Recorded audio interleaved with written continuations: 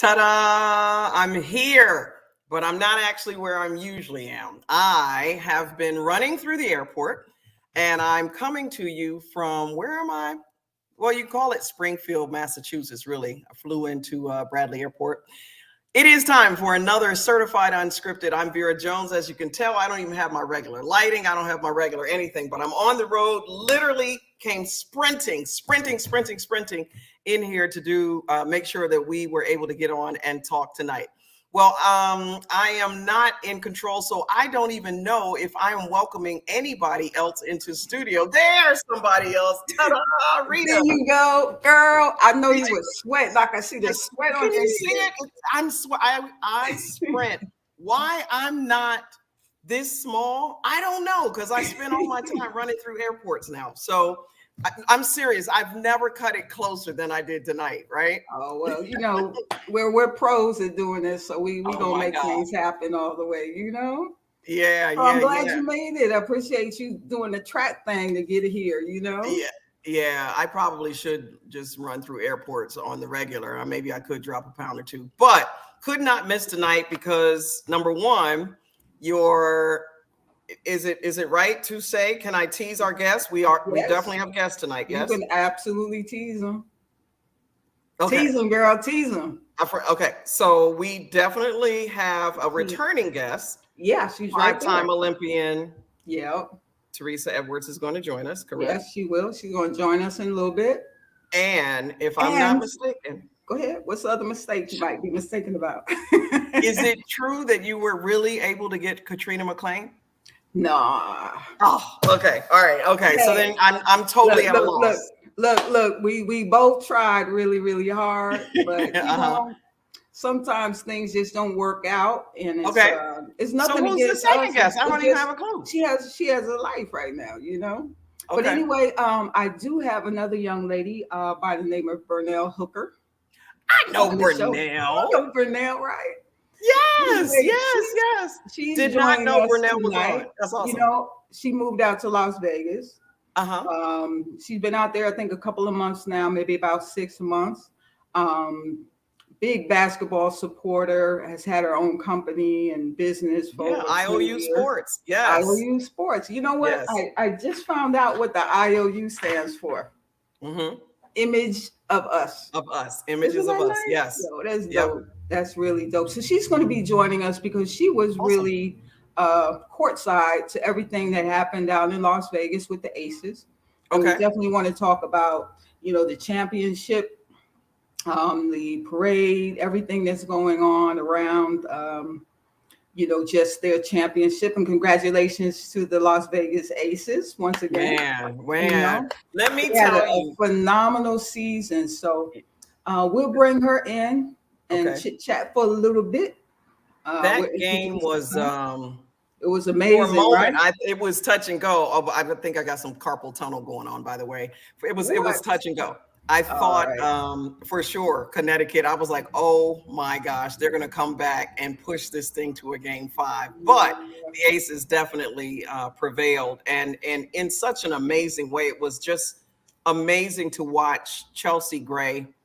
You know, just here's somebody, just absolutely dominant. I mean, just will the game between her and Asia Wilson. Just amazing. Just amazing. Wow.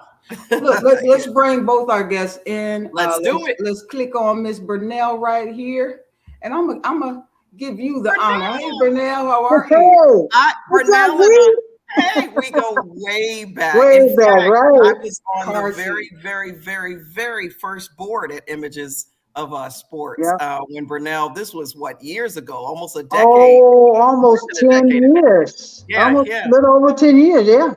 Yeah. So how good? I had no clue. I was in airports all day today, so I had no clue you were coming on. What did you think? I didn't have a clue either. Okay. Surprise. Right. So look, I know people are bitten at the chomping at the bit. I said that backwards, right? So we're going to just bring our next guest in. She is a phenom. Come on, all y'all can add stuff to this because we all know who she is. So she's a phenomenal basketball player, one of the most decorated in women's basketball. 5-time Olympian, 4-time gold medalist. The list goes on and on. USA basketball. She just does the damn thing all the time. Yes. What do you think? What do you think? Absolutely. Bring her on. You know, I'm up here. Just gonna bring her on. I'm up here in Springfield, Connecticut. Springfield, Massachusetts. Are we all right to say it that way? You just all everything, huh? You're overdoing it, but it's okay. Well, last time we had you on, there was the great debate. Good to see you, Teresa Edwards. The great debate about everyone wanted to know who was the GOAT. Teresa was just saying, I don't do the whole GOAT thing. I'm the GOAT. That's right. I love it. I love it. I can't even believe I said I was a GOAT. I said that. Yes, girl. You know, that's like all right. Yeah, it's all good. Generation to generation. If I pick 10 of my players in my generation, I'll take any of them today. All right. Okay. All right. Well, Brunel, I'm going to start with you just so everybody has a little bit of an idea of your whole. I mean, you have what's interesting is that we fall in love with Teresa Edwards and all of the players that are on the court, but there are so many Rita Haywoods and Burnell Hookers behind the scenes that are making things happen for women in sport that people have no idea about. And so it has been an honor and a privilege to know you over the years, Burnell. Tell us just a little bit about your sports background and what you're doing now. Well, one thing, I'm not a GOAT like Teresa, but Teresa, I'm going to tell you this right now. This is a young lady on this shirt that I have. And yes, I still wear it. And yes, it's an old shirt, but I don't care. I read my shirts. So pleasure meeting you, Teresa. Beautiful. It speaks volume to who you are. Thank you. You're welcome. Thank you. But to answer that question, I'm just like every woman that's out there that started a business about women's sports. They love it, right? So they had to start somewhere. I just took my passion when my father made me do it. Took my passion and just rolled with it. And I played college basketball division 2. I coached collegiately for 25 years, Division 3. And I complained with my father that these young ladies weren't ready to go to college and play. And I said, what should I do? He said, well, make something happen. And I started my nonprofit, Images of Us Sports, which is our acronym is IOU Sports. And we talk girls and women about the business of sports. Sports is a business. Oh, absolutely. But we're not teaching our girls that it's a business. We're just letting them play. No, it's a business, and we need more women behind the scenes. Yes. And that's what I did. I used 18 years of IOU Sports and hoping, and I do know that some of these young ladies are working in the sports field in very different positions. And I know I connected with a lot of women such as you, Vera, and it's just been crazy. And meeting Rita, I'm not shy about meeting people. So you know how I met you, but it's just the whole idea that we need to actually talk women's sports up and not be ashamed about women's sports and include it in our conversations. Teresa, we had you on earlier. We've got you back, and I know this is an opportunity for a lot of people who are going to have a lot of questions. One of the first ones that popped up already was, well, this actually is for both you, Teresa and Burnell, from Heaven Burke. She says that what current players in the WNBA have caught your eye in talking, and she's talking about the younger players. Everyone talks about Candace Parker, Diana Taurasi, Sue Bird, but what young players can carry the torch in your mind?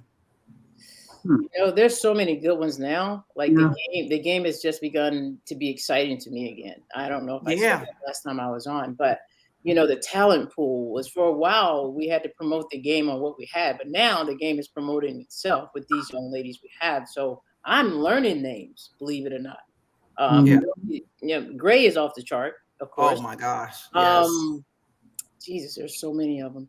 I wish I could name them just point blank off the top of my head, but well, the Aces are loaded. One of the players that stuck out to me, and one of the things that I think young players have to get ready for is when you step up your game like Kelsey Plum did throughout the season, and then you get to the playoffs and that game drops off, boy, you're going to hear it. And a lot of people lit into Kelsey Plum, including Asia Wilson, who, said had to get in her face and said, get it together.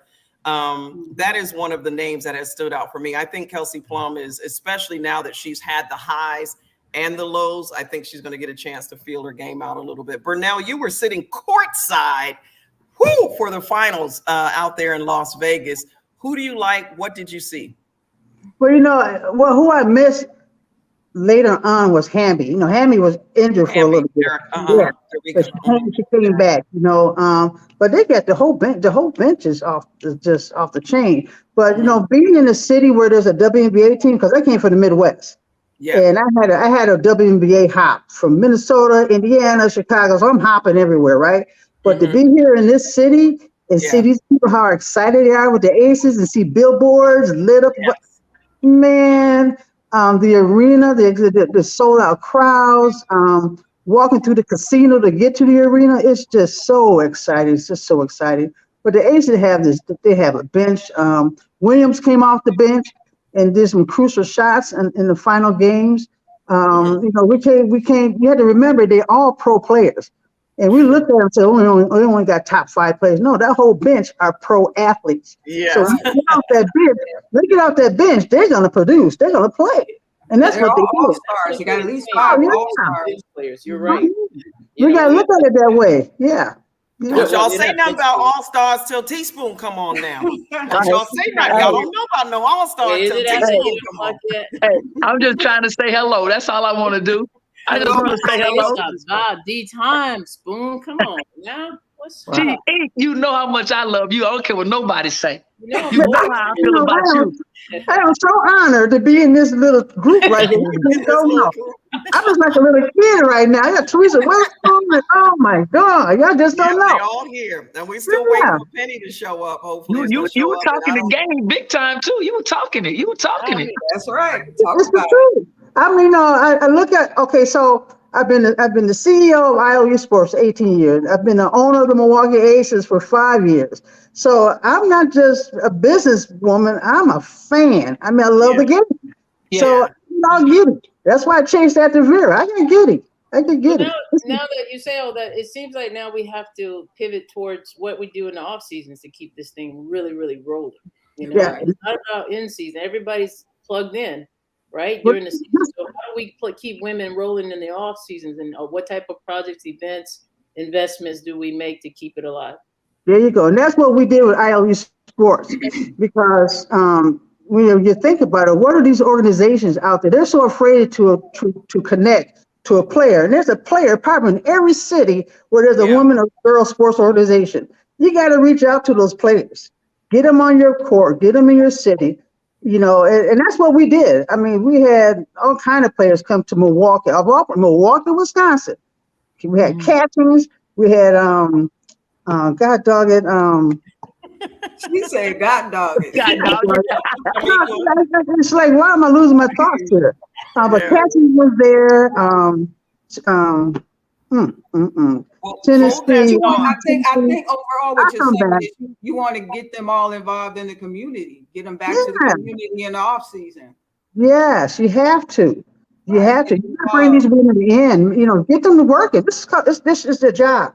It's my job to seek them out and pay them to come in and speak. That's what you do. That's what it's all about. That's how you keep this rolling. And all these organizations, you got to go out there and do that. It could be basketball or any sport. But those women be in front of them young kids. So let's spin back and thank you, Burnell, because I have been fortunate to come out to Milwaukee. Was treated like a first-class citizen. I will never forget that. I was like, we live in large. Like I can have a lobster. So I appreciate an opportunity back in the day when you were just starting the organization. So let's talk hoops real quick, because I know that the game, it already feels like it's over. But for me, like I was like a little kid again. I have not really dived into hoops for a while. But this season, to me, and probably to at least from what they're saying, the biggest turnout in the stands, the biggest turnout on television, the biggest turnout on social media. So this was kind of an epic season. Hopefully the tide is changing. We're starting to see some new stuff. Let's go back to the game real quick. What stood out for you? And then there was a question too for Spoon and for Teresa, I guess. How would you guard a Chelsea Gray? So I thought that was a fun way to kind of get into what happened and how they played. I don't know why people challenge us, Spoon. We still feel like we can stop those kids, but I first. just do. I'm with you, AT. I'm with you. I just do. Oh, you were the clamper. You clamped everybody up. So I got to clamp. I got to put it down on her. When she gives it up, she's not getting it back. Somebody else is going to make decisions for them. It won't be her. I love it. It won't be her. For real. Spoon was our clamper. Like, the best player on the team, she guarded, period. Lockdown, we just did, we did what we do. But I'm a student of the game, I'm going to run that child till she's tired as ever, first of all. Are you fully denying her the ball so she's never getting it? Or no, I'm not denying her the ball. I'm actually wanting her to keep the ball. Sometimes there you go. She over dribbles. So, because she wants to be the playmaker all the time.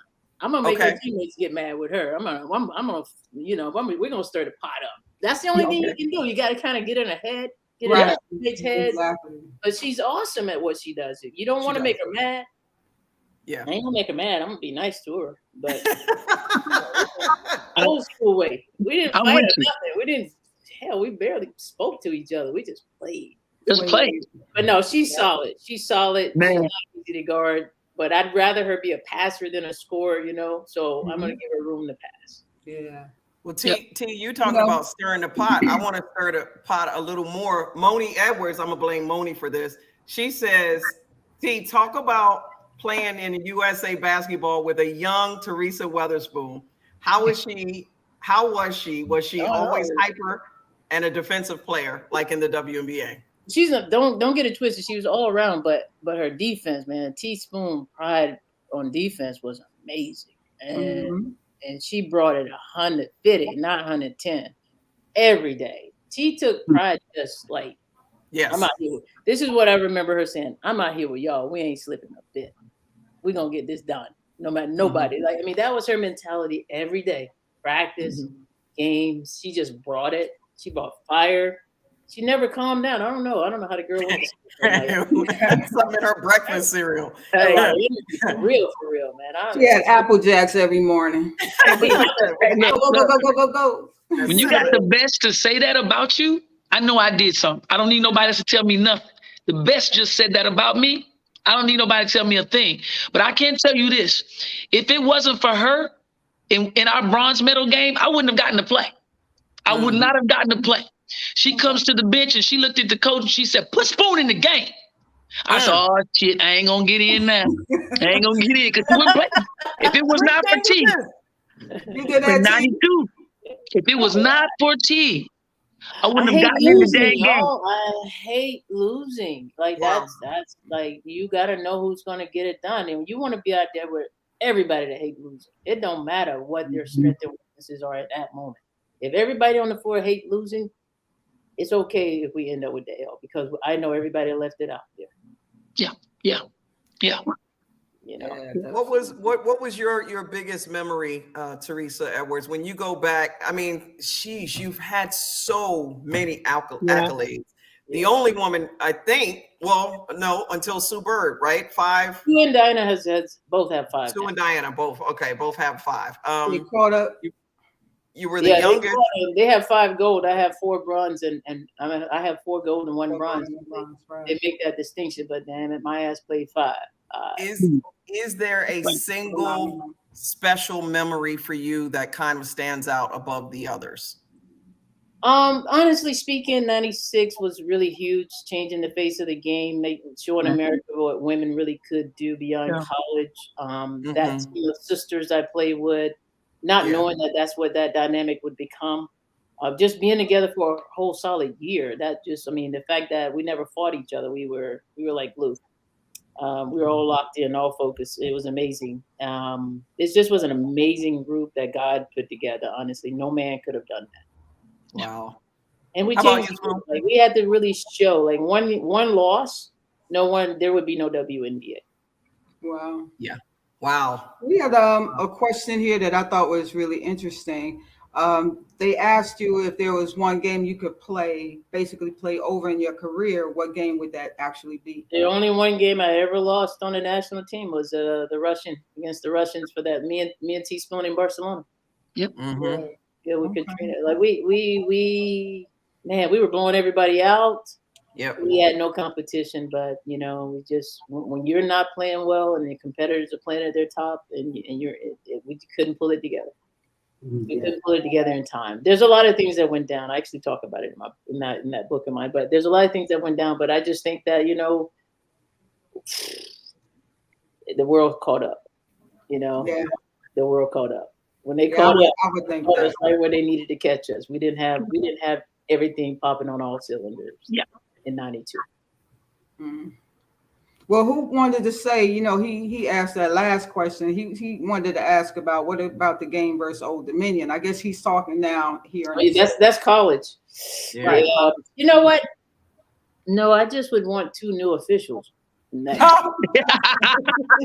never fouled out a game in my college career. They took me out with almost 14 minutes left in the second half. Are you kidding me, man? Come on. Wow. I lose sleep over that game, man. I wouldn't want to play it again. I was ready. I was rolling in that game, especially I was a college kid still learning my game, so I was a second half player. So when June Corteau blew that whistle like she blew it in the second half, I don't know, man. I can't even. You see how I spit her name off my tongue? I was going to say June Corteau. Hey, there's a legend in officials. If you really want to go, I think June Corteau kicked me out of a couple of games. Oh man, she's a great lady. Now I'm mad. I'm not gonna get it wrong, bro. She's a great lady. I love her. I mean, I remind her every time I see her. That's all. So remember that game?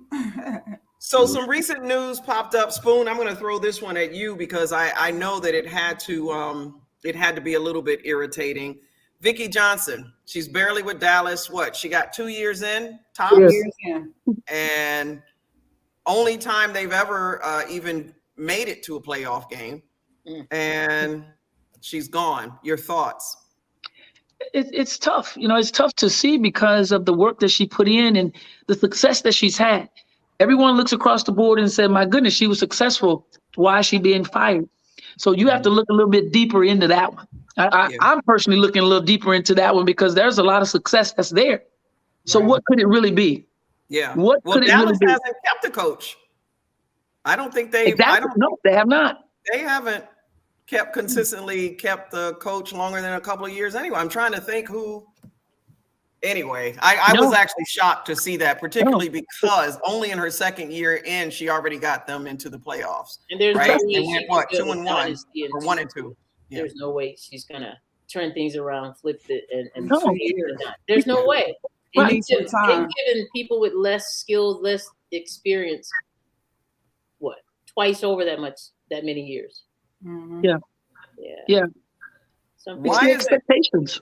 It's always the expectations of others that they throw the expectations on you and where it should be in the 2 years that's given. I agree with you. What do you expect in those 2 years? It's a huge process to get to where you want to be. Take a look at the Las Vegas Aces. Yeah. Don't you guys think they should have won a few before this one? Mm-hmm. They should have won a few before this one, but look where they are now. I mean, how many even player personnel decisions did she get to make? How many decisions were hers? Who was on the bench and who she could bring in and what the person looked like? Yeah. Mm-hmm. I mean, you're telling me, hey, we're playing poker now. Play your chips, play your card, whatever you got in your hand. Yeah, and it depends on if that general manager, that GM, has a big ego and wants to be in control. If they want to be in control of everything revolving around the team and who's selected, who does what. It's a problem because it ends up being a conflict. It's not about. That's when we're talking about the business of the game. We have to deal with those things. Those things are cool. Like we, especially as minorities, you got to go in knowing, okay, the business aspect of it. You have to learn to deal with that, finagle that, figure it out, and find a way to make sure that you build something or leave it where another minority can come in there and be successful. Yeah, because it is a chess piece. She's there. You got to have her work with her players, But then they didn't give her that opportunity because 2 years is not enough. Then you had a player that's injured. She didn't pick these players either. So there's a lot of things aspects going on. So the question is, why they let her go? Yeah. What's the real Gotta reason? look deeper into this. Gotta look deeper. Absolutely. So in contrast, then, let me throw this at you. Then what did Becky Hammon get right to be able to come in and do this in her first season as a head Did you coach? see her roster? I did. Yeah, I was going to say. And they bought in. They bought into it. They bought into it. I mean, look how she brought them on board with her. It took them a while to buy into it because it kind of scared me because I'm thinking Asia Wilson's not touching the ball enough. All season I'm thinking, share the ball. Becky had the NBA flair behind her, like a lot of ISOs, dribble one-on-ones, your shot, you shot. It was kind of easy to scout for me. So it's kind of like, but Asia Wilson, you got to touch the ball. You got to go through her. Like that's just how I felt. And then no matter what it had to go through. You got to have her game on, or you guys won't. In the end, it's not going to work out. That's just how I feel. And her they finally caught on to that. Yeah, her game was on. She was the pivotal player. But they wouldn't give her the ball like it was on, like she was a franchise, like she was. Right. And it's not even about franchise. The girl can just flat out ball. Period. Okay? You don't need her to bring the ball up to make it happen. So if she's not bringing it up, how do we get it back to her when we get over that? That's what I mentioned. Yeah. But no, I mean, Becky's done a good job. I think the NBA thing that she was able to do was due to the quality of players that she had. Right. Yeah. I think it just made sense overall with what she stepped into because the core was already there. She had a young core. They were exciting before they had gotten to the championship round last year. So it's just tweaking a few things and bringing in a different perspective from a professional, coach coming from the league. And I think she stepped in the right stuff. Yeah. They had to find that balance because Bill Laimbeer was clamping everybody down and too much Asia. You know what I'm saying? Like to a point where she had to carry the load by herself, or so it looked or felt. Right. Then I think when Becky got there, they started talking more freedom. Mm-hmm. And then overall, they had an MVP caliber team. I mean, they're all MVPs. Think about it. All 5 of them. You got 5 players on there that could be MVPs, depending on the night. So you're right. Yeah. And with that being said, you have to find a way to have, especially having that type of talent, you have to find a way to make sure you bring that talent to have that one common goal. And that can be difficult too. That can be a difficult task to have all that talent and then bring it in as one. But what she did do, like T said, she empowered those kids. There was a lot of freedom, open floor space to be able to do what they do, open floor space to kick it into Asia and go to work. But they did some things that I thought was conducive to the level of talent that they had. And Becky just opened it up and they just trusted and believed in the system in which she brought. Absolutely. I think they believe more in themselves. She gave them that freedom to do that. Yeah. So for them to play the way they did. But like what T said best, T said that Bill kind of had him in a cage. Right. Becky opened the cage. Yeah. And then you got to look at the chemistry. It was just all about the chemistry. As a team, they were very close off the floor, on the floor. They came and the chemistry worked. They took the egos out of it. What's funny, Rita? I'll be honest with you. They have more room for better chemistry. Because they at times they're watching each other work as opposed to playing off of each other when they work. So that's how strong that talent looked to me. They have more room for chemistry on the court. Definitely, they get along. I met them all this summer out in Vegas. They have great chemistry off the court. So that definitely lends to a championship team. I wanted to ask that, how much of that, because that's part of like by the way, I skipped right over this. Thank you for listening. For all of our people that are tuned in on Facebook Live and YouTube Live, don't forget you can join us. Go to certifiedunscripted.com as well. But we have several channels all across the platform on Facebook and YouTube, and we look forward to you coming on and your questions every week. Now, having said that, daggone it, I forgot what I wanted to say. Chemistry. I should have went there. Oh, the chemistry. Right. So that was one of my questions too, is that's something that you two, can you both just talk to that a little bit?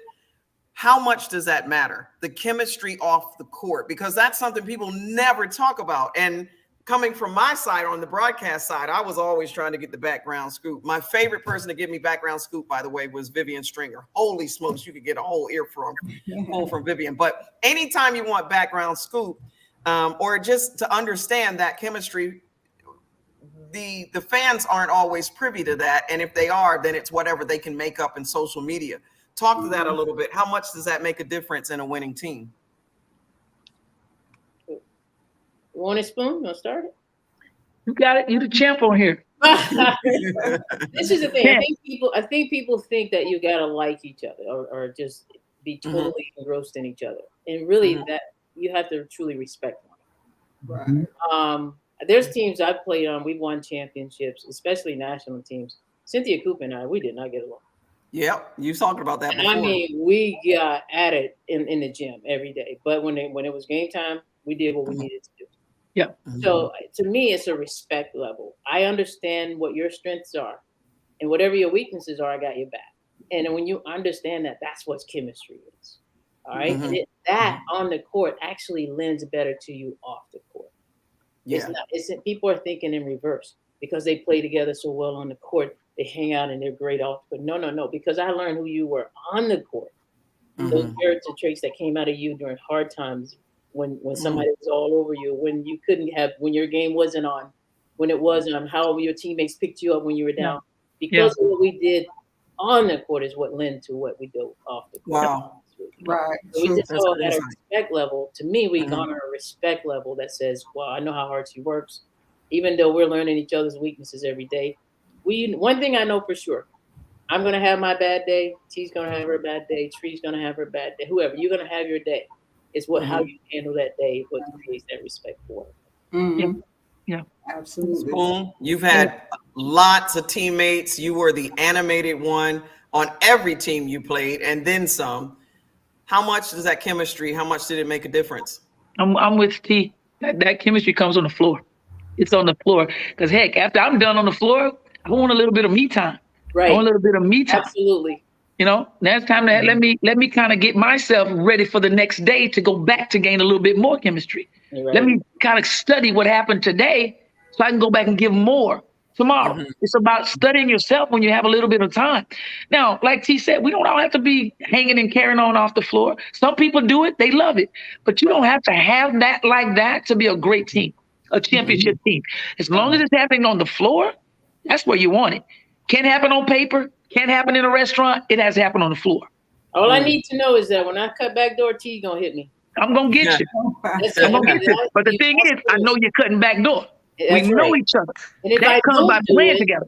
If I don't do it, I'm gonna screw everything up, and she's gonna give me a look that said I did it. We don't even have to talk about it. It's just that's chemistry. It's respect, though. It's respect of your games. You know, you got to know your games. Like you said, you knew what you're gonna cut, but that's respect of that game. You know, as the owner of the Aces, I had to pull together the GM, the players, everybody. What the heck do I know, right? But I know some basketball at least. But, you know, we had to teach these players, you got to trust one another. Yeah, you ain't got to hang out with each other out on you don't have to hang out. But when you're on that floor, you got to trust each other. You have to have a coach to also trust in not just in the coach, but in the players itself, too. Absolutely. It's so important. It is so important. Here we are talking about chemistry, and Ron wants to know, well, there's two Teresas. Who are you talking about, Ron? Says, Teresa, how was it playing against Sue Bird early in her career? Didn't you break her nose? Which one of y'all broke Sue Bird's nose? What's for real? I'm selling. Like that. We went to make a move, and boom, collided. And her nose. Okay. Yeah, we collided. Ron, you did some research. Okay, because I was like, she talks about that. She does talk about that a lot. Okay. Honestly, I was probably, you peak and then you started declining your career eventually. And if you acknowledge it honestly, you'll know that. So I was still here, getting ready to make that curve. I wasn't gonna let some youngster. You know what I mean? You can't let a little youngster shine on you. Right. I didn't mean to break the kids. No, don't get it twisted. But so the way I compete is to die. So I don't really remember Sue Bird the way she ended her career. Right. Totally different when she started it. Her and Dinah both was totally different kids. They became phenomenal legends, by the end of the career, obviously. But I don't remember her as a dynamic of playing someone like Hortensia from Brazil, or playing, knowing that I got Teaspoon in front of me or something. It's a different mentality. You got a youngster. So to be honest with the young man that asked the question, she was no factor to me at that time, but I knew that she was up and coming. Yeah. I got a question here also regarding the 84 Olympics and you and Pat Summitt, I believe, where she played you very little in 84. Did she ever tell me why? Yeah. No. Really? What? You didn't have can't to. imagine Pat not getting in your face and telling you why you're not playing. You're not playing because blah, blah, blah. I mean, can you imagine the legendary coach Pat Summitt explaining herself? Are you serious? Some youngster like me for my first Olympic game. Come on. Nah, she never. It put some fire under me though, but no, she never explained that. I never asked. I just put fire under me. I knew I had to go back and, I wanted to be on the court. It taught me a lot though. She taught me a lot. I'm not gonna lie. I learned a lot of basketball that summer with Pat Summitt. Yeah. So is it true, as in this statement, that you were considering not playing on the 1984 USA? Yeah. Being a youngster, I mean, all right, I'm gonna name some people. LaTanya Pollock can shoot from half court, Long Beach, California. Yeah. Joyce Walker, LSU. No need to pass the ball. Joyce can shoot. Joyce can flat out ball. Yeah. Joyce grew up balling with boys better than all the men that she met. PJ was from Kentucky, another little point guard that was just not point of wing. I don't know. PJ was from Kentucky. Awesome. I kept going down the list of players in my position. Older players, experienced players. I'm just going to my first year in college. I was a kid sitting on the sideline watching Lynette Woodard and them in the gym of USA basketball practicing. So I couldn't see myself there. And at the same time, I realized for the first time, well, Coach Landers kind of made me realize it. I was afraid not to make the team. I was afraid of failure. Oh, wow. Yeah. So I was a kid that had to grow real fast. And, he tried to make me admit that they were better than me. I couldn't say that out loud, but I could say inward, and I knew didn't want to go out there and not succeed. Right. Yeah. But that was a kid in me. I was only 17, 18. Yeah. So I know. Go ahead, Veer. Go ahead. No, I was going to throw something at Burnell, because we're unscripted, by the way, because I'm all over the place, and half of this is because I've been traveling and my brain is fried. But I got all these questions I want to make sure that I ask. One of the other things that I just saw, remember, we actually were on this show when we talked about Tina Thompson getting fired, right? Now she turns around and she just got hired for the Portland Trailblazers. One of the things I wanted to talk to Burnell about, when you're talking to, in what you've done behind the scenes in sports and preparing women for the business of sports, is the one thing that I think is missing is the rebound. Because we've found more often than not that, particularly, I'm going to call it like it is, spade is a spade, Black women in particular in coaching don't get that second chance, right? And so what would you say to young women in order to try to prepare them in this game of sports of the playing field still isn't quite as fair as it should be? What can we do so that we can end up, because I was very, very happy to see that Tina Thompson got a second chance, right? Even though she's out of college sports now, but she got a chance. She's still coaching. She's still, honing her craft. Your suggestion? It's developing those relationships. You can't sit back and be at home and sit around and sulk. You have to form relationships when you're out there coaching, doing whatever you're doing. You got to start networking and meeting other people. Those people will know other people. So it's all about the word of mouth and who you connected with, that type of thing. Tina Thompson connects to a lot of people. So for her to lose that job, I hate that she did, because I think she was doing a phenomenal job there. But the key is she got her foot back up. She moved herself forward because she ain't giving up on herself. Right. And that's key. You don't give up on yourself. You keep moving forward. Don't let turn everything else down for you. And that's the key with us. With Black women, we tend to sulk and why woe is me. No, you can back up and keep moving and and start making those phone calls and not be ashamed to say, hey, I'm asking someone for help. And that's what to do too. We're not asking for help or connecting ourselves with the people we do know. And if we start doing that and talking ourselves up, then you know you're not gonna have a problem getting those jobs. Teaspoon, what are you telling her? What are you telling Tina Thompson about being an assistant in the NBA? Well, what I believe she might be doing is being a scout and kind of not in the area. She's going to be scouting from where she is and possibly being with Portland whenever she can be, whatever the contract says. Okay. But I think she understands talent and she knows talent. And I think that's what they saw in her and heard in her in the interview. She knows what they want. She knows what they're looking for. And they gave her the job, gave her the opportunity. But we were just talking about when minorities are fired and how difficult it is to have a second chance.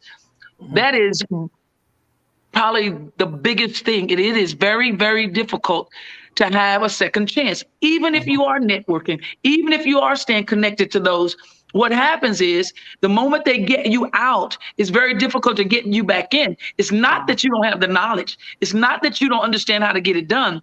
They don't want to see the purpose in you. They now see fear in you. And that's where it becomes more difficult for you to get back in, is because the purpose is now X'd out. Now the fear is in because they know what you can do. And that's what happens. It really does happen, and it is very difficult. But I also think you need to know that there's not always a perfect fit. And then sometimes you outgrow places as well. So it shouldn't be considered, it shouldn't be looked down upon, I guess I should say. Yeah. Or something negative what happened to Tina. It's time to move on to bigger. Move on.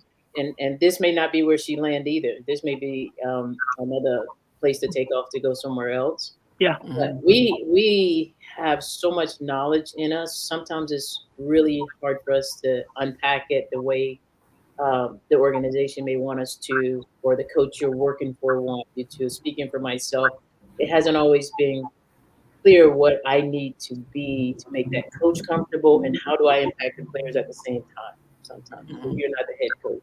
If you're the head coach, of course you're going to get to make decisions right off the bat, and if you don't make those the way they need to go down to be successful the first time, then those things happen.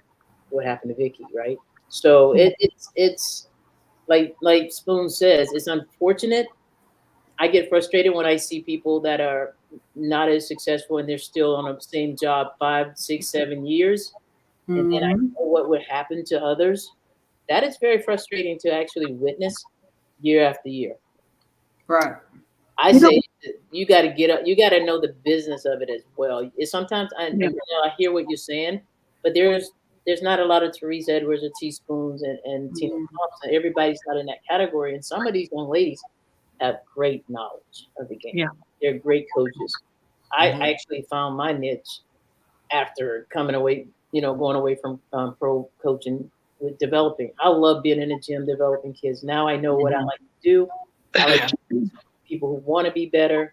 I know how to assess them from where they are now or where you're trying to go. So once you find your true niche, I say go for it. I say if that doesn't work out, find the next one.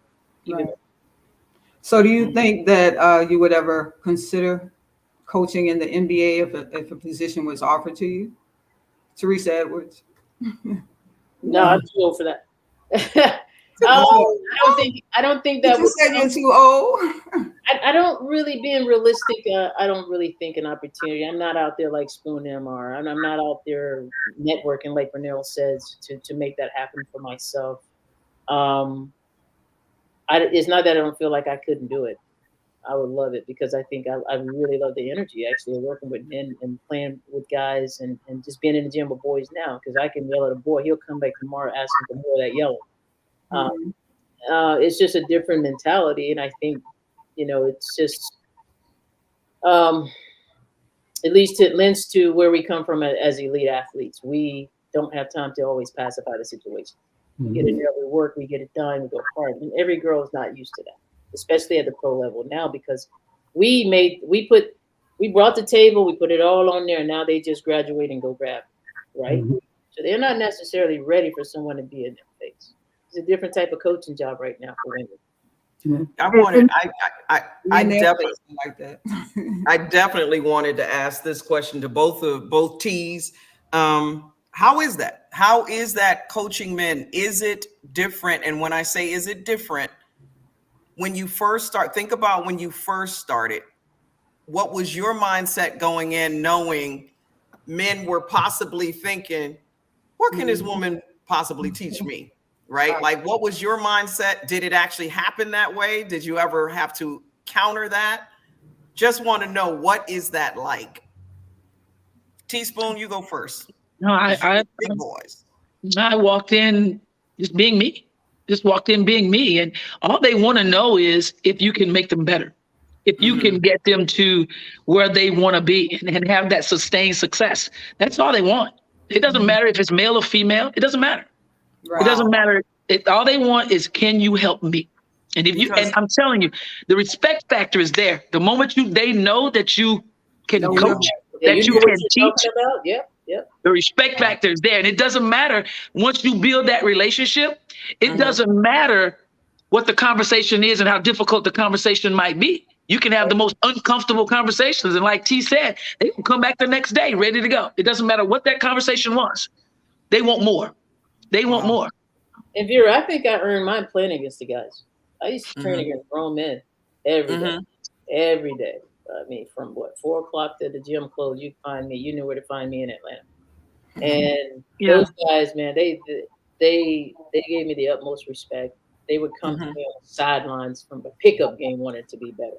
Are you kidding me? Like, I think I garnered that respect from guys just from playing against them all my career. But going in the gym, like T says, they just want to know how you can help them. The respect is there. They already know we know what we're doing. Wow. Yeah. And to think that, because I was actually not expecting that. I was expecting at least one of you to say that there was some pushback. Because when you think about how long women have never had that opportunity, right? And you're saying, there was absolutely nothing to it, man, that America heck, the world missed the boat on that. Because I always thought it was amazing that women by and large make up the better part of teaching, right? All of the majority of our teachers, I don't even know if any of you had a lot of male teachers, but the majority of our teachers throughout our grade school and into college even, women. Yeah. So what was supposedly the disconnect of, we can teach everything else, but we can't teach sport, right? And so now you all are basically saying what I've always thought, that it's no big deal, but still, there was the expectation that, there was going to be a lot of pushback from men, like, man, she can't, I mean, I get it, like when I'm getting ready to go and dunk on somebody. No, I don't know. We got to have dreams. We got to have dreams. But, I get a lot of, of course, even now, you hear like, you can't play with a man. You can't coach a guy. So it's really, really good to get that feedback from you guys. The majority of these guys, they've been coached by their mother. I was going to say that. A lot of been coached by their mother. There it is. Yeah, and it's a certain amount of respect that they're just going to give you based on that. You're a female. They were taught, the majority of the young men were taught to always respect the woman. So they're going to listen. And if you bring the basketball element of the knowledge of it, you got them. And you get a lot of love from boys. I get so much love from the boys all the time. And I get a lot of phone calls. I get a lot of text messages. Hey, I'm dealing with this. It's just like, it's normal. It really is. It just feels like another day. Yeah. All right. Well, it looks like we got a whole bunch of questions that have popped in, and a lot of it relates to you guys going back. So we got to go back all the way to 86. There was one in here talking about the Goodwill games. That was from Tay. Thanks, right. Goodwill and Good World Championships. You became a starter after in 84 and co-star with Cheryl Miller and Katrina McClain. That was one of the best USA teams ever. Talk about your memories of that team. Spoon was on that team too. Can you remember that team? Can you go back that far? T. Hey, come on, Vera. Now wait a minute. Now. I know, right? What's he trying to say? I'm not going to do the math, but what, 36 years? Can you go back that far? Listen, those were that was an incredible team. The World Championships I remember it like it was yesterday. We weren't even picked to win because we had to go into Russia and win that thing. We had to go on their floor and win that thing. One summer, and at the same time, the wall was up. Yeah, Ooh, that's right. Yeah, that's right. Talk about history. I told you it was a long time ago. Look, I'm not gonna lie. I was scared then. I don't want to get off the bus unless we all getting off this bus. I don't know about I was too country to be scared. I'm looking around, soldiers marching all over the place. I'm like, oh man. But we had a heck of a team, man. We knew we could step in there and beat them. We knew it. That's how we carried ourselves, though. We carried ourselves like that. I don't think we ever thought about losing. We've never had an opportunity to entertain not being successful when we were that young. We were fully in ourselves. 86, what? We're just leaving college. Yep. Yeah. Perhaps, and like before that. No, we were amazing. Cheryl, that was one of Cheryl's best summers ever. Probably her last best summer because she got injured or something after that. Yeah. And Donovan, God bless her soul, was there. He was our captain. Remember Cindy Brown? Cool. Cindy Brown. Cindy Brown from Long Beach. Cindy was bad to the bone, man. Bad sister. That girl could play. Who else was on that team? Was Bridget Gordon on that team? B and I think Vicky Orr. Yeah, man. Big Bullet. Okay. Oh, we had a squad. We were too young to understand losing, but we didn't know where we were. I honestly believe that. We were just on another basketball court trying to win. Sure. Nettie Johnson had a question. She wanted you to talk about your time in the ABL and cover up your ears, Spoon, about the ABL. But how do you feel about the league shutting down? And do you think there was playing your best basketball in the ABL during that time? The barbershop debate. Used to be if ABL. I like that. Played in WNBA, would be as good as Cynthia Cooper. Uh-oh, there it is. There it goes. Oh, here we go. Somebody done started something.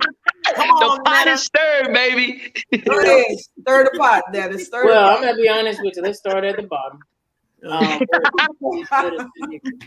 Be as good as is really a bad way to put that. Because, oops. I ain't never really worried about Coop like that. And Coop ain't really worried about me like that. And this will go on forever. But I'm telling you, Coop and I probably had the best practices ever. We had fighting wars in practice. Say it. So, I mean, we fought over. We put it like this. Whoever asked the question, put it like this, and I ain't too cold, but we were fighting for starting position. I ain't never not started. Okay. Other than that, the ABL. The ABL is really why we have the WNBA. It's a long story that's never been told. Tell it. But we, as a 96 team, actually were promoting a league. Now think about this. The NBA was promoting it. USA Basketball, all the coaches, everyone else had a job. Right. We sacrificed everything to make this happen for a year to get paid $50,000. Katrina gave up hundreds of thousands of dollars to play on this 96 team for $50,000. Okay? We got into a conversation with some people who was interested in starting a league after the 96 when the WNBA didn't exist and said there wasn't going to happen. Right? So the ABL, that's how it formed. That's how it came to life. We were like, well, if no one else is planning to do this, these people are willing to make it happen. You best believe we'll try to promote it everywhere we go on this tour with this 95, 96 national team. And really, that's the inception of the ABL. The ABL was it was something that you thought, like, this is impossible to be sitting before you because they're like, you guys can be founding players. When you're done playing, you can have stake in the league. When have you ever seen women get an opportunity like that? Right? So you're founding players. You get to play in the cities where you played in college. Boom, boom. Everything was lining up perfectly well. So for me, the ABL was the most ideal. And Spoon would tell you almost every summer or so, at least once or twice a year, I'd tell Spoon, we need to do something. Yeah. Like, yo, we need to get these players. We all going overseas. I hated being overseas. It was lonely. It was like, you were in this city, I'm in that city. We can't ever get together. We all got to work to see each other maybe once a week. It was really lonely. We had rotary dial phones. We didn't have no internet. Yeah. 100 right for 15 minutes. The young kids are like, rotary? What's a rotary? Right? I mean, so the ABL was ideal. It had to be done. When asked, I definitely couldn't. I was the happiest child. And I'm thinking, this is going to be the most amazing thing. And what happened, ABL jumps out so fast that when it hit, every woman that's ever had a dream of playing professional ball in the United States that didn't get a chance to prior to that was there. Yeah. They were there in full droves. And when we selected those players, I wasn't even at the combine when it happened. We were with the national team, but we were being told what was happening. Those rosters were off the chart. Yes. People came out of the woodwork playing like they were still all-stars. It was crazy. I mean, Carolyn Jones, CJ. She was our MVP. She was popping 30-some points a game, and nobody could stop. I couldn't stop her either. Yeah, someone just mentioned that. Trying to get my 30. Like, it was just crazy. But the games were packed. People were filling in the buildings. We were playing at Morehouse. I thought size and arena, appeal, and all that didn't matter to me. What it mattered is we were there. We had it. We had people's attention. They were coming out, and it could only grow to bigger arenas and appeals and all that kind of stuff. And I thought, wow, we changed the world. And I really do. And I think that actually showed the NBA that it could be done, and the time was now. But my understanding, because I know the ABL. I remember the ABL. A friend of mine, Keisha Anderson, was on the ABL from Wisconsin. And my understanding was the ABL was doing well. The WNBA came in with the money. And that's what changed the whole dynamics of the ABL. All those dynamic players that people were seeing when the WNBA started, that majority were from the ABL. But after about 2 years, I mean, the WNBA had to play. We were split, and it's like it goes back to business. It's just good business. The NBA was in position to make good business out of it. That's what I'm saying. I mean, WNBA came in with the money. They're like, oh boy, okay, I can get into this league now. That's what's going on with these semi-pro. What was important though is that we have it. Yeah. Because I played in the WNBA turning 40, and I was like, wow, yeah, my time is coming and going. I've done my part. Too old to be trying to keep up with this new thing. So, but for what was important to me is that it's here. It was here that your family could witness it. Little girls could dream about it. You could now touch it and be a part of it. That to me has been most important since my college days. And that is important. But also, like I said, in the business side of it as well, as women athletes and in women's sports itself, to see that growth. We can't say, hey, I don't want to be a part of this. You got to see the growth of this. NBA didn't happen overnight. Look how long it took for the NBA to be where they are. So in women's sports, you got to get there and support it and see that growth and what it means to have the type of growth. Absolutely. Yeah. There's I'm go sorry. ahead. You're gonna pop another one. Yeah, Yeah, I was. There was a question regarding, both of you speaking to your time playing with Cheryl Miller. How did she actually carry herself around you? Did she act like she was basically the ish? And I mean, I could see the head button going between you and Miss Edwards. So me and who? Cheryl. You and Cheryl Miller. Not Paint really. a picture of Cheryl Miller. Paint a picture. I don't know if Spoon, you got some memories of Cheryl. I still know Cheryl very well. Cheryl probably became more arrogant after she finished playing than she was when she was just off the chart on it. She would diving over benches. Yes. We were diving over benches.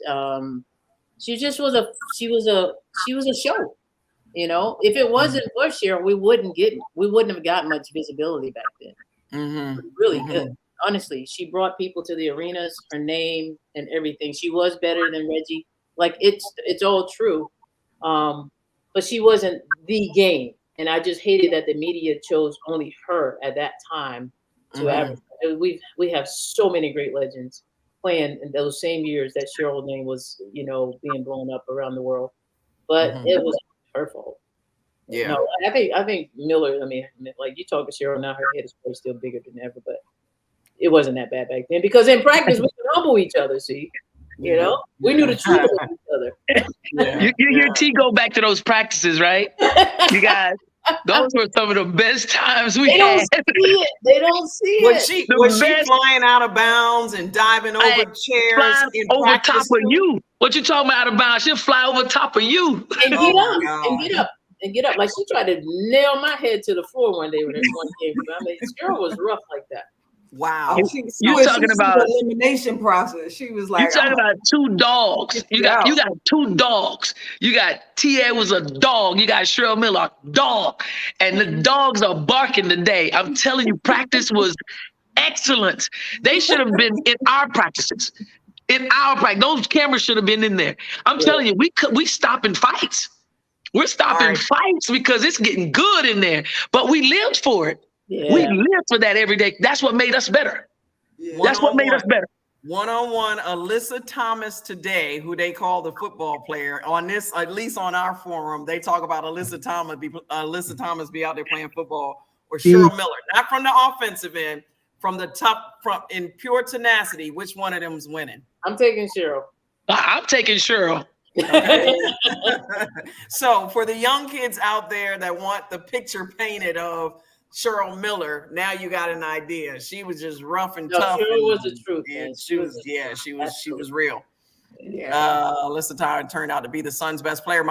So Chris wants to talk about Alyssa Thomas. What is going on with? My only problem is she can beat the hell out of someone, but she don't like it done back. Okay. She's a crybaby, basically. Okay. Yeah. She dishes it out. But she can't take it. I didn't see that though. I didn't see her whining. I don't know. Maybe I missed it. I mean, she had conversations with the officials, but I mean, we all gonna do that. I think that's generational, but I like the physicality she brings. Yeah. I mean, me and T would have ate that. I told you guys she could play with us. With us, that one could play with us because she gonna beat the hell out of you. She wants to win. Just like T talked about, I want those on the floor with me that want to win. The Warriors, that's right. Whatever you gotta do, get it done. You gotta knock on her ass. Get that rebound. I don't care how you get it. I would like to just play pickup games with her, man. She'll get you right. Yeah. We don't have to arrange that then. We're gonna make that happen. No. Back in the day. Come on. Hey, back in the day. Man, Rita. T, she hit me right now. I'm gonna have to fight. I'm like, it's like, what part? Where we going? I'm telling you right now. It's gonna be one of the first time I go, ow. I ain't got time for that. Don't hit me right now. No. I don't do that no more, kid. I don't do that. I'm still on the top of my list. I'm sorry. I still think the greatest matchup ever when it came to just pure out physicality was our very own Teresa Weatherspoon and Debbie Black. I would have a thing of popcorn just waiting. I didn't even broadcast. I would just be like this the whole time. I can watch that. Oh, this is the honest truth. I had the utmost respect for her. You had to. Because she was going to play hard every night. Every night. But I was rested and prepared for the shit that was about to come. I knew it was coming. I don't care what is coming. But she's going to get it back. Believe that. She's going to get it back. I used my braids a couple times on her. To bust her mouth wide open. To bam, bust her mouth wide open. I'm being honest. I wanted her to feel what she was trying to bring to me. I'm going to try to play the game the right way, but come on, that was a Tasmanian devil. She was coming for me. Yeah, Taz was off the chain. She came for everybody like that. That kid played hard. You have to respect that. I have a lot of respect for how she came out and played. My elbow down there where her head was. See. Let me ask you this. Do you got respect for Lisa Leslie and Dawn Staley? Because they cheated you and Katrina and Cars. Is that true, Teresa? Who knows all my business? Those are my sister friends to the end for sure. But them two right there can cheat so bad in cards. Do not trust them playing cards. That's all. Don't play them. Okay. Don't play them at all. They hate losing in cards. That's why they started cheating. They hated losing. We were. Is that right? 3 and I was going old school on them. Yeah. What y'all playing? Spades? B-Wiz? What we playing? Spades. Spades. I don't know how, but we just knew how to finagle those cards. Friendships, marriages, all kinds of things break up over spades. Be careful. Right. Be careful. That's not safe. You know, I'm I've just seen glad it they happen. finally admitted they were cheating because they never told us. And I was like, something ain't right, Tree. Something ain't right. So, you know what we did? We started countering that cheating. That's all. Definitely. You know, going back to the Connecticut Sun, there was a question. I don't even know how to say that name right there, but anyway, she asked, "What do you think the Suns are missing in terms of just getting over that hump?" Two Gyms and a Mic podcast. You know, Well, I think losing Jasmine Thomas was crucial for them. Yeah. Losing her was crucial for them. She has the ability to run the show, knowing who to get the ball to. And I think she would have gotten Jonquel Jones involved a little bit more. And then she's a defender. She would have helped them out defensively as well. She does a lot of things that they needed to go against that powerhouse in the Las Vegas Aces. They're just pretty darn tough. But without Jasmine, it was going to be a missing piece. Yeah, I also think that Jones need a counter. She needs someone else on the other side that draws attention away from her every now and then too. She can't carry that load on the inside by herself like that. Even though she stretched the floor, it surprised me the way she could stretch the floor. I'm shocked, but I just think she needs a little bit more help from the bench. Yeah, I didn't think Williams was really a threat. Courtney, thank you, was a threat because I don't know if she just doesn't get out there in the gym and stroke her shot, but there was so many opportunities for her to come in and just make a difference, hitting some shots that would have just sent everything around. She had a great series, not saying she didn't have a good series, but just from a point guard perspective, she didn't really look sure and confident to me, in my opinion, as a point guard. She was just kind of nervous. I don't know. I guess playing against Chelsea Gray is a nerve-wracking thing.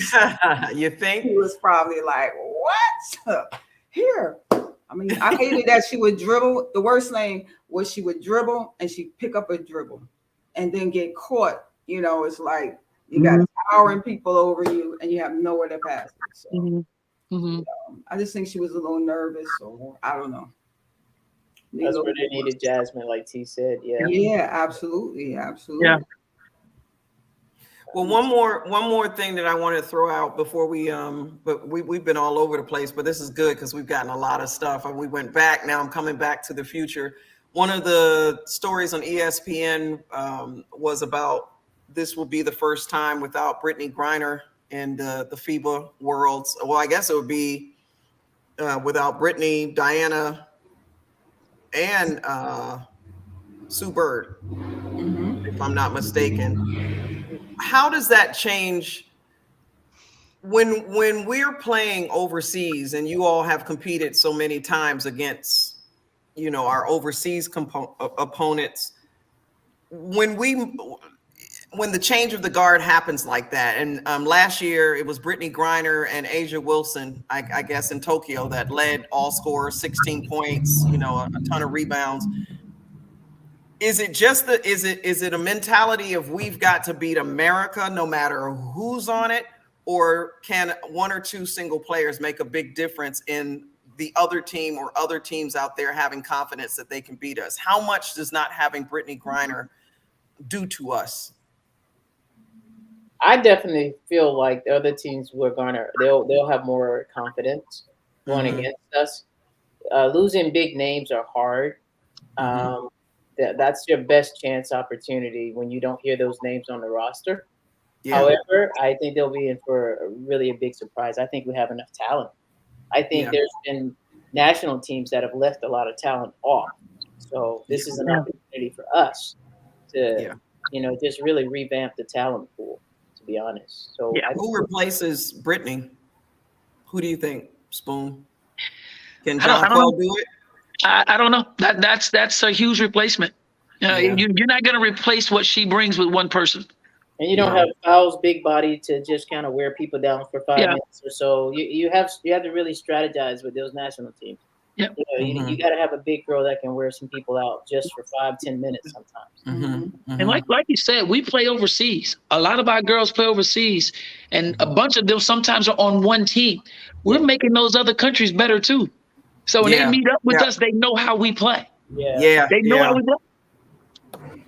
But they also fear the fact that how we come together because they know we have a bigger talent pool too. So, that's an intimidating factor. But you best believe they're on the hunt to take us down. Yeah. I can only imagine. And with that said, any other thoughts? I mean, I know that we've been talking about Brittany Griner. I keep seeing the pictures and the images in the media, and it just messes with me. It breaks my heart. Yeah, this is my hope, and this is something that the moment the last game was played, this was my thought was now that the WNBA won't be shown on TV, we still have to keep this alive. Right. We still have to keep her name out there. We have to find a way. Even though the NBA, this is a sister and brotherhood, it still has to be spoken about because we need to get her home as soon as we possibly can. Yeah. I think we still have to keep posting pictures, keep asking, keep saying, just keep remembering. I know Bridget Pettis is really great at that. I believe she even tried to go over to Russia to meet with officials, but she's a true trooper in terms of constantly putting up posts and pictures regarding, so we don't just make it another day and forget about her. It's really important. Definitely. It's a tough situation, y'all. Gotta do it. I hate to start the wrap on a downer, but it was just one of those things. Usually at the beginning of the show, we try to start with, what's real, and that's part of it. It just happens that Brittany Griner is now kind of the face of the true adversity that can happen really to any of our players, especially in international play. And it's eye-opening. I am definitely praying for all of our players going overseas. I used to think, even back in the day when, what's some of the places that you went that were a little edgy, Spoon? Did you play in Israel? Russia. When I played there for the first American along with Medina Dixon.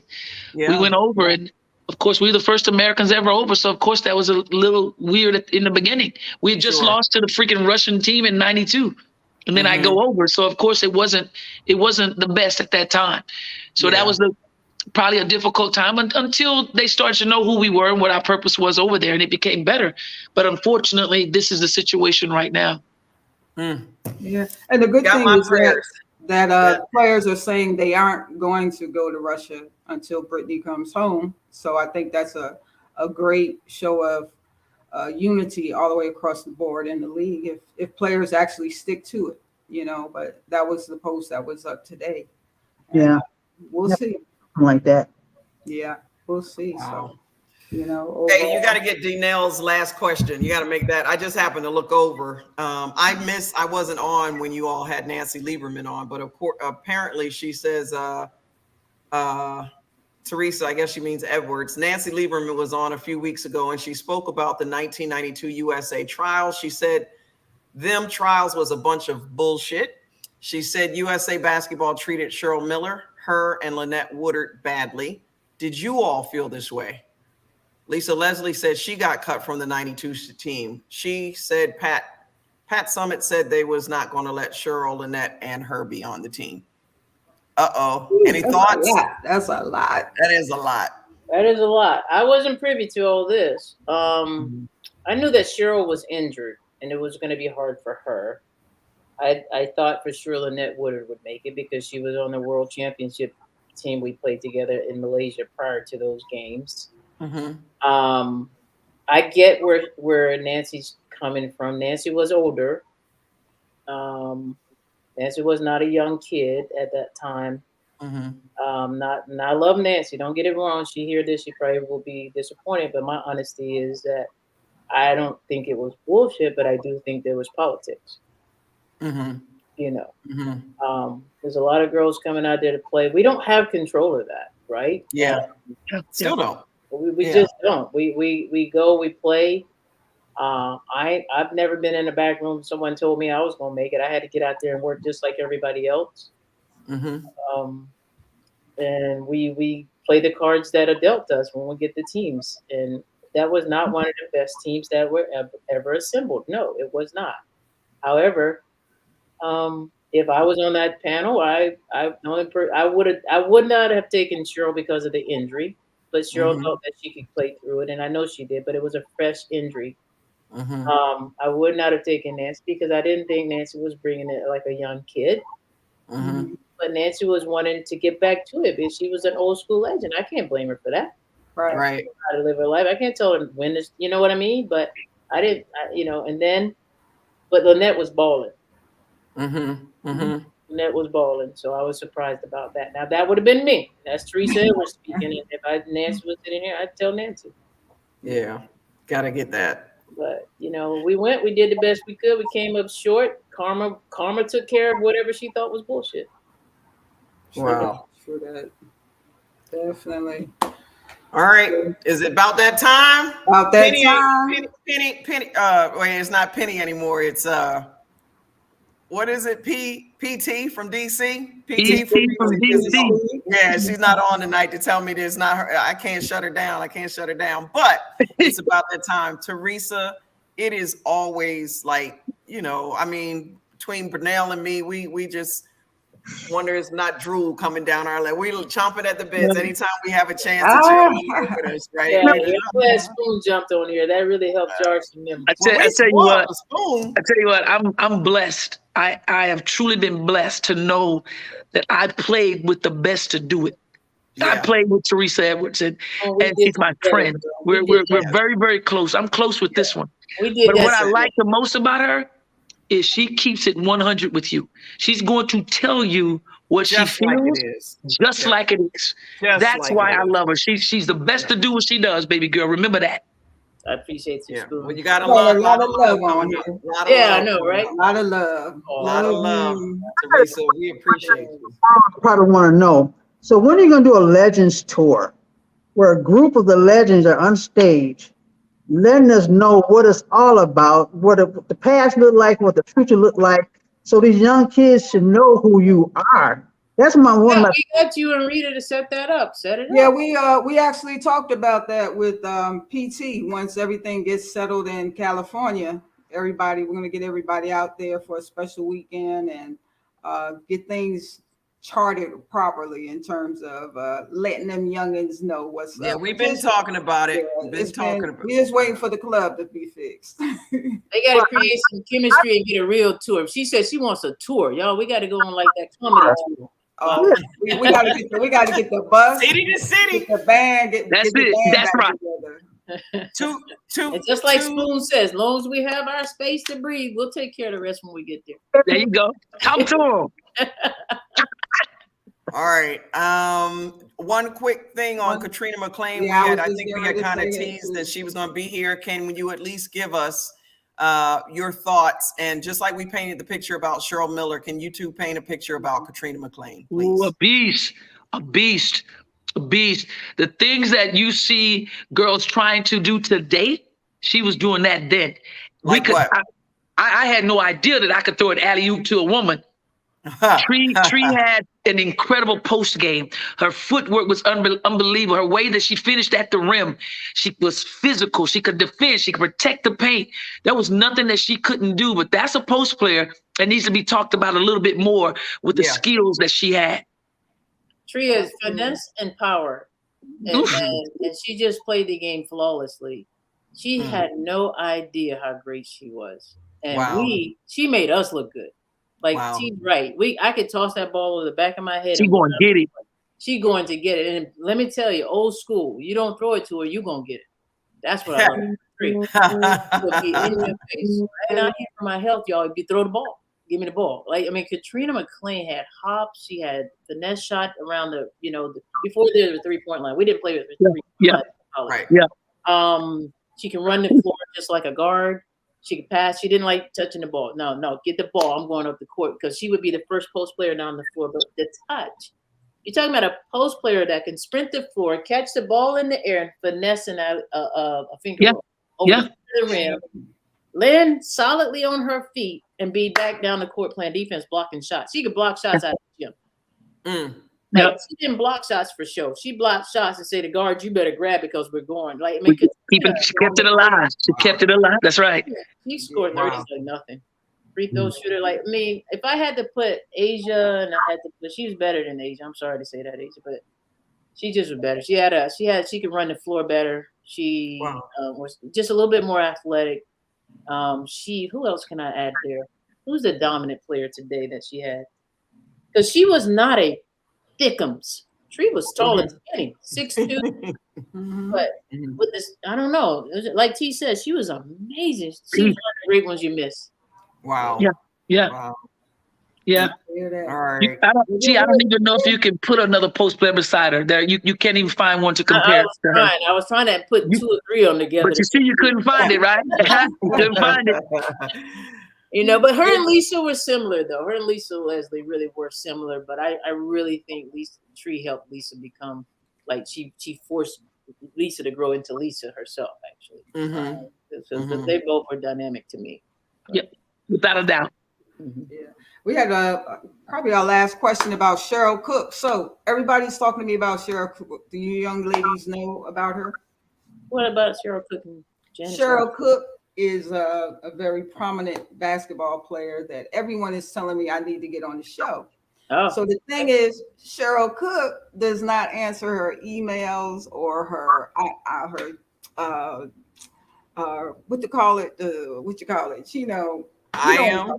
Thank you. The DMs. I'm hitting the DM. I'm telling people, if you know her number, tell her to call me, whatever the situation is. I haven't heard anything. So, I know y'all are requesting her, but, unless y'all got a number on her or have her call me, I mean, not much we can do on this end. But we would love to have her, as well as Janice Lawrence.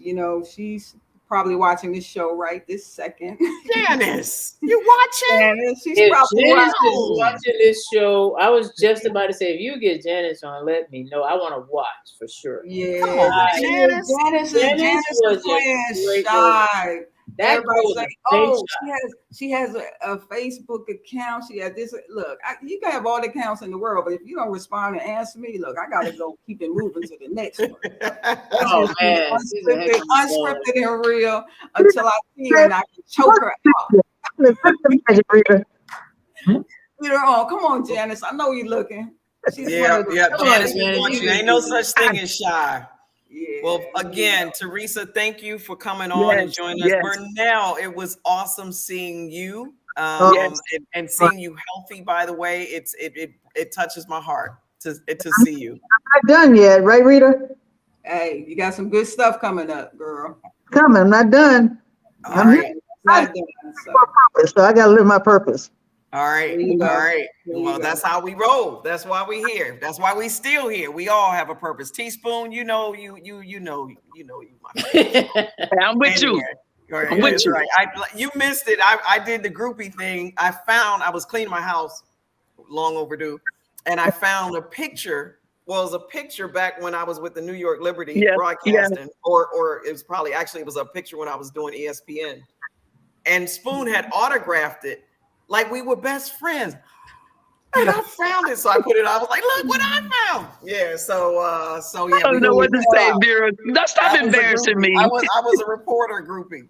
So we go way back. But again, when it comes to women's hoops, y'all know we not new to this. We true to this. We are certified unscripted. Next week, we'll be back on Tuesday night, not Wednesday night. Thanks for tuning in. Tell a friend to make sure you check us out on certifiedunscripted.com or on any of our Facebook or YouTube live platforms. Until next week, all love. Thanks again, everybody. Love y'all. Thanks, T. Thank you, T. Those. Don't forget to turn us off, Rita. Why would you even say that? Turn us off, Rita. Of course. All right, I'm out. Burnell, it's so good to see you. I'm so happy you're doing well. We'll connect. I'm back. I'm good. We'll connect. Yeah, I just found out my brother has cancer now. Oh, yeah, he's living with me. Yeah, he's living with me. I just started taking him to chemo last week. So yeah, it's been a lot. Yeah. We need to talk on the phone because chemo ain't no joke, and I'll help you get through that. Okay. All right. Okay. All right. We'll touch base. Thanks, All right. Riri. All right, y'all. Love y'all. Thanks for now. now. Talk to y'all soon. Yep.